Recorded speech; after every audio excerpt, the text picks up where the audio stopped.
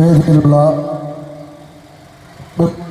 ജനപ്രതിനിധികളെ, കടുവയിൽ സാധു സംരക്ഷണ സമിതിയുടെ പ്രിയപ്പെട്ട പ്രവർത്തകരെ, സദസ്സിലുള്ള ബഹുമാന്യരെ, വളരെയധികം സന്തോഷമുണ്ട് ഈ നിമിഷത്തിൽ കടുവയിൽ സാധു സംരക്ഷണ സമിതി സംഘടിപ്പിച്ച ഇതുപോലുള്ള ഒരു വലിയ പരിപാടിയിലേക്ക് ഒരു ചെറിയ കലാകാരനായിട്ടുള്ള എന്നെ കൂടി ക്ഷണിച്ചതിൽ ഈ സംരക്ഷണ സമിതിയിലെ അംഗങ്ങളോടുള്ള ഹൃദയപൂർവമായ നന്ദി രേഖപ്പെടുത്തുകയാണ്.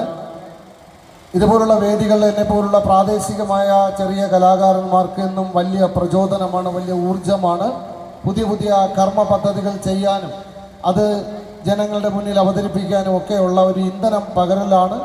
ചെറിയ ചെടികൾ, അതിൻ്റെ മുകളിൽ വളർന്നു നിൽക്കുന്ന വലിയ മരങ്ങളുടെ നിഴലിനെയും ഒക്കെ വകഞ്ഞു മാറ്റിക്കൊണ്ട് സൂര്യപ്രകാശം കിട്ടുന്ന ദിക്കിലേക്ക് ചാഞ്ഞു വളരുന്നത് പോലെ എന്നെപ്പോലുള്ള ചെറിയ കലാകാരന്മാർക്ക് തീർച്ചയായിട്ടും ഇതുപോലുള്ള വേദികൾ സൂര്യപ്രകാശമാണ്.